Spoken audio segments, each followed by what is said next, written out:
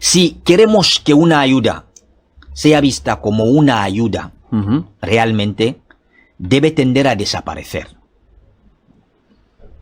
Si no, lo que hacemos es que mantenemos la dependencia. Es decir, yo no puedo venir todos los días a darte €1, Jordi, pero si sé que tú has desarrollado alguna cosa, tiene alguna cosa en lo que destacas, o necesitas hacer una formación, necesitas algo, yo estoy ahí el tiempo que haga falta, apoyándote para que te formes, para que hagas esto, para que hagas lo otro, pero con un objetivo, que el día de mañana yo no tenga que estar ahí. Y que tú te tengas que levantar para seguir haciendo esto. Pero venir a dar algo todos los días o una ayuda perpetua, para mí no es una ayuda. Y es lo que se hace ahora. Es lo que se hace. Yo cogí el ejemplo de Haití. Terremoto de 2010. Necesita urgentemente una ayuda humanitaria. Se tiene que llevar la ayuda a Haití. Reconstruir el país si hace falta. A Europa se reconstruyó Europa después de la Segunda Guerra Mundial. Reconstrucción de Haití y nos vamos. Y ponemos medios para que después de reconstruir Haití, esto echa a andar. Pues desde 2010 crecen ONGs como champiñones en Haití. ¿Por qué? Pues porque muchas ONGs viven de la dependencia de la gente. Y cuando digo que una ayuda realmente, para que sea real, tiene que tender a desaparecer, porque si no es mantener la dependencia. Cojo el ejemplo de España. España es un país que hasta el año 1976, era un país receptor de la ayuda. Imagínate. Lo pueden buscar como quieran. Hasta el año 1976. ¿Qué cambió en esto? Hubo una reforma en el 77, hubo una reforma primero para modernizar el sistema de recaudación fiscal, porque se entiende que para asegurar un sistema de bienestar en un estado, tiene que haber un buen sistema de recaudación fiscal para poder equilibrar la balanza entre pues, los que más tienen, no sé cuánto, ¿no? Vale. Y luego la entrada en la Comunidad Económica Europea. Se inyecta dinero, pero se entiende que ese dinero es para X cosas, gestionado por los españoles, para que salgan de esa dependencia. A día de hoy, España es un país que dona, pero antes recibía. El Plan Marshall. Si a día de hoy hubiésemos seguido con el Plan Marshall, la economía de Europa estaría en manos de los Estados Unidos. La recaudación fiscal de Europa estaría en manos de los Estados Unidos. El control empresarial estaría en manos de los Estados Unidos. Y muchísimas otras cosas más. Llegó el Plan Marshall, hizo lo que tenía que hacer, reconstruyó, inyectó dinero, empoderó lo que podía empoderar siempre y cuando no perjudica a los estadounidenses. Y ellos ganan una relación comercial muy interesante. Efectivamente, y se van. Y vosotros seguid. Llevamos años escuchando que se está ayudando a África. Y a día de hoy se sigue ayudando a África. Hay algo que falla, Jordi. Claro. Hay algo que falla. Entonces... Sí, porque es que parece que no avanza el tema, ¿no? Claro que no, pero es que no interesa que avance. No interesa. No interesa que avance. Las ONG, vuelvo a decir, están haciendo lo que antes hacía la Iglesia. Hay muchas ONG que... ¿Tú crees que las ONG pueden trabajar pensando en desaparecer? Tendría que ser, ¿no? La idea. Debería. Claro. Pero ¿tú crees que donde comen les gustaría que desaparezca? Pues no. ¿Tú qué te mojas? ¿Qué opinión tienes de las ONGs? O muchas de ellas. ¿Son negocios? Es un negocio. Es un negocio. Es un negocio, pero luego te digo una cosa. Luego te digo una cosa. Porque no quiero que se pague justo por pecadores. Hay gente que crean ONGs con una visión de poder hacer una labor de verdad, una labor loable. Sin dobles intenciones. Sin dobles intenciones. Pero el sistema es tal como es. Y muchas veces, ¿quién financia? Es tan perverso de ver que los que no pagan impuestos en esos países africanos son los que luego sacan las migajas y dicen, vale, ir a dárselo a esa gente. Te cojo un ejemplo. Léonce de Cumana, en su libro La dette odieuse de l'Afrique, él comentaba que la fuga de capital en los países africanos, desde el año 70 hasta el 2008, que es cuando él hizo los estudios, representaba cerca de 944.000 millones de dólares. Fuga de capital. Y que se puede decir robo de capital, ¿no? Se podría, sí, casi. Es que utiliza ese término también ¿no? para... Se podría. Pero la ayuda que llegó al continente africano en ese tramo de tiempo, 177.000 millones. La balanza no está muy compensada, ¿no? Claro que no está compensada. Y yo me pregunto, ¿realmente si esas multinacionales europeas, occidentales, pagasen sus impuestos en esos países, haría falta una ayuda? Seguramente no. Pues, claro. Seguramente de ese tipo, seguramente no. Y entonces vemos que la balanza está desequilibrada. Lo que sale de África y lo que entra. ¿Y el foco dónde va? Donde entra. Siempre sabemos si ha donado, quién ha donado, cómo dona. Vale. Y sobre este tema, hace una semana hubo una votación en la sede en la Asamblea de Naciones Unidas para un sistema fiscal internacional. ¿Y quién llevó ese tema a votación en Naciones Unidas? Nigeria. Lideró, pero era una propuesta de los países africanos porque están hartos de que las grandes compañías occidentales no paguen impuestos en esos países. Piden un sistema fiscal internacional, lo llevan a Naciones Unidas porque la OCDE, donde hay 38 países de los países más ricos y tal, hizo como un tokenismo de intentar una fiscalización a nivel internacional, pero beneficiándose a ellos. Claro. Pero claro, solo hay 38 países y los que no están no tienen voz. Entonces Nigeria dice, vale, con los africanos vamos a llevar esto a Naciones Unidas donde todos estamos. Y votamos ahí. ¿Sabes quiénes votaron en contra? Toda la Unión Europea, los Estados Unidos, Japón, Corea, Australia, vamos, todos los países occidentales. Sí, del bloque occidental. Del bloque occidental. De mentalidad Eso occidental, ¿no? Aunque sean asiáticos. Jordi, votaron en contra. Y yo me pregunto, ¿qué votan en contra? ¿Qué están votando en contra? El hecho de que si una empresa está en África, deslocalizada en África, o que hace negocio en África, no pague impuestos en África, es lo que están votando. Pero luego te van a crear una dirección general para la cooperación internacional, para dar algo y ir a dejar la migaja en África. Es hipócrita. Esta es la realidad. Lo que te estoy diciendo hace 2 semanas, yo hice un vídeo en mis redes sociales, en mi Instagram, donde hablaba precisamente de estas votaciones, que a mí no me sorprende, pero creo que la gente debe conocer realmente lo que está ocurriendo.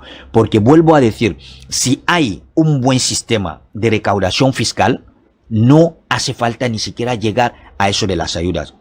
En España mismo, a que la gente en España no estaría cómodo o de acuerdo que viniesen pues ONGs de los Estados Unidos a abrir hospitales en pueblo de no sé qué, escuela en pueblo de no sé cuánto. No, porque es algo que se tiene que hacer con los impuestos. Tiene que haber sector privado, no sé qué, no sé cuánto, pero tiene que ser el sector privado quien hace. Vale, pues en esos países africanos, las ONGs van, crean escuelas, después evidentemente de coger pues ese dinero en el fondo de cooperación de esos países que no pagan sus impuestos ahí y van a crear esas escuelas. Primero, para desmantelar el poco sistema de bienestar que hay, inexistente incluso en esos países, para después, acomodar a los dirigentes de esos países, porque yo, si soy dirigente y veo que las ONGs vienen y me hacen el trabajo, pues evidentemente madre, claro. me lavo la mano, ¿no? Entonces, es todo un entramado en el que, si no entendemos esto, vamos a ver a los africanos como sujetos pasivos que les estamos ayudando, cuando en realidad el que ayuda es este continente. Y luego hay otro tema que es muy importante. Interesante, de verdad. El tema de la deuda. El tema de la deuda de los países africanos es un tema que no se habla lo suficiente y cualquier dirigente africano que se haya levantado y ha dicho... Algunos no quieren pagar, ¿no? Han dicho que no quieren pagar, Eso ¿no? es, eso es. A ver, ¿qué pasa aquí? Mira, primero explica de dónde viene la deuda. O sea, ¿qué adeudan los países africanos? ¿Por qué? ¿Y por qué algunos no quieren pagarla? Vale, mira, hay tres en cuanto a los países africanos, ¿no? Ajá. Hay deudas que son bilaterales. Deudas con pues, X país, que lo llaman deudas bilaterales. Luego hay deudas con organizaciones internacionales. Y luego también hay, más que deuda voy a llamarlo préstamos. ¿Sí, no? Y hay otros que son más privados. Pues con empresas privadas, no sé qué. No sé. ¿Préstamos, por ejemplo, para hacer qué? ¿Para construir Vale, pues, edificios? Vale, o? pues ahí también hay un sistema perverso. Pero voy a explicarlo para Sí. que la gente lo Exacto. pueda entender. Ajá. Mira, hay una empresa, vamos a suponer, Sí. en Gabón, Ujú. una empresa que tala árboles, maderas de esos grandes para traer hacia Europa para fabricar pues todo lo que tiene que ver con papel higiénico, no sé qué, no sé cuánto. Vale. Esa empresa, ¿dónde tala árboles? En Gabón. En el bosque, dentro, el bosque tropical, vale. Para llegar a ese bosque, necesitan construir una carretera. Y para construir esa carretera, esa empresa exige al país que es ese país el que tiene que financiar la construcción de esa carretera. Y el país dice, vale, pues como tú para llegar ahí necesitas una carretera y yo necesito que firmemos un acuerdo de explotación de ese sitio, ¿qué hago? Pido préstamo al Fondo Monetario Internacional o al Banco Mundial. Y el Fondo Monetario Internacional, con sus intereses súper altos, exige que para la construcción de esta carretera tiene que ser una empresa occidental. Entonces, ¿qué hace el Fondo Monetario Internacional? Da el dinero a esa empresa. ¿Quién paga? El país africano. Y el dinero sirve para construir esa carretera. Y una carretera donde ¿quién transita? Otra empresa Una multinacional, claro. occidental para talar árboles y traerlo a Europa. ¿Quién se queda pagando esa deuda? El país africano. Ese es como una de las partes de cómo se contrae.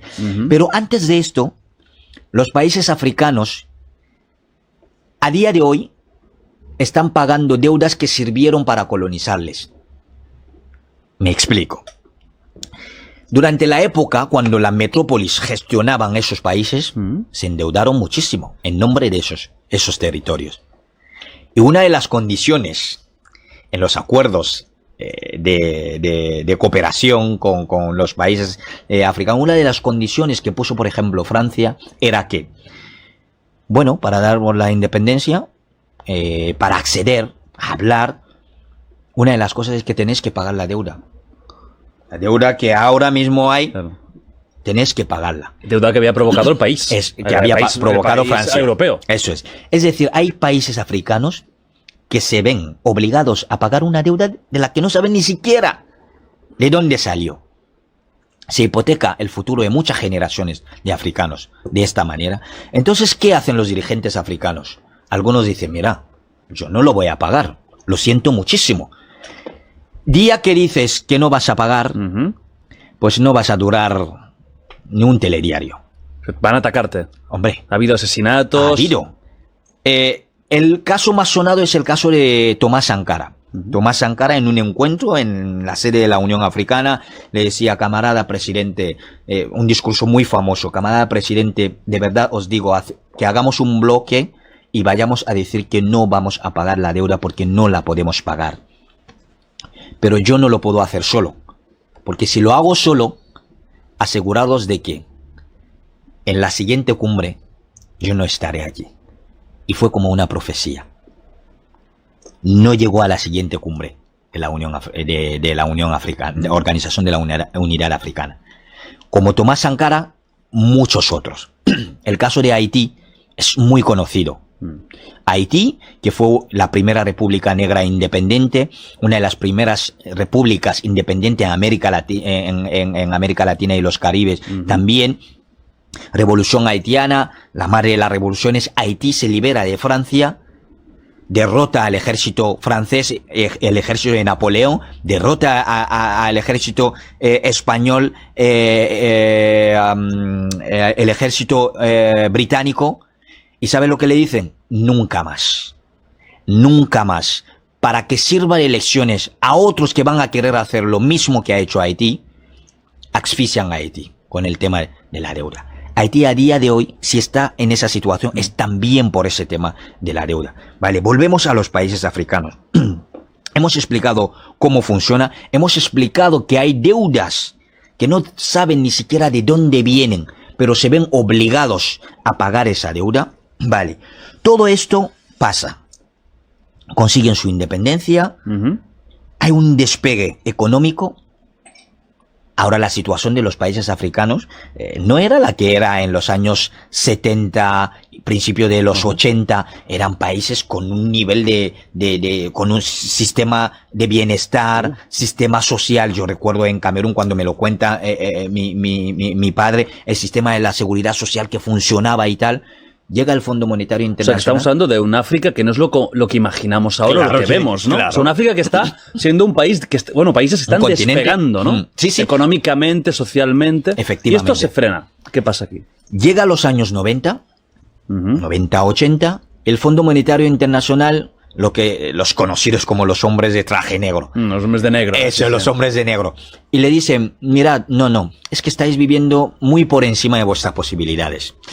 ¿Qué hay que hacer? Pues hay que privatizar la sanidad, hay que privatizar la educación, hay que privatizar todos los sectores estratégicos de esos países, hay que reducir el sueldo de los funcionarios, hay que reducir el cuerpo de funcionarios.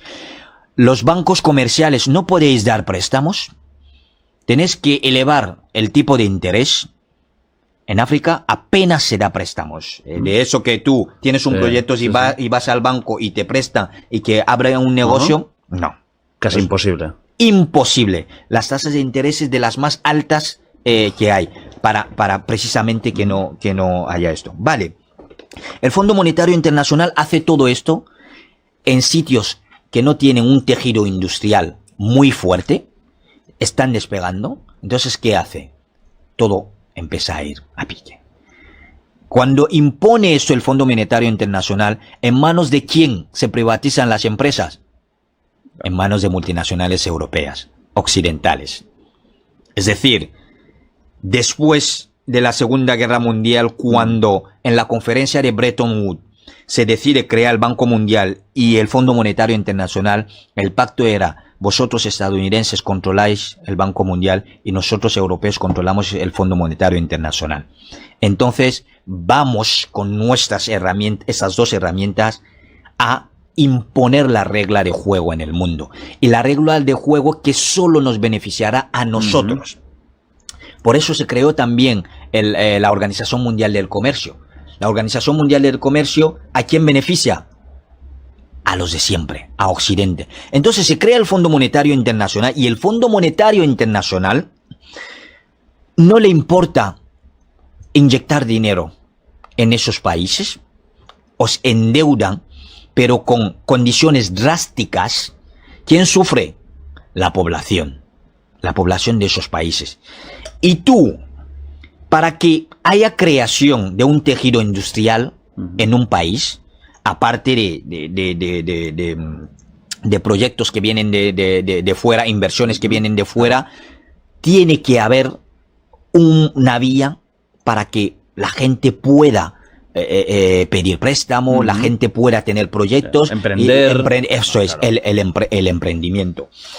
Pero, aún así, hay sectores industriales muy fuertes que no pueden funcionar con microcréditos. En África lo único que se permite son microcréditos. Hablamos de industrias que necesitan millones, claro, millones y cientos de millones para empezar. Efectivamente.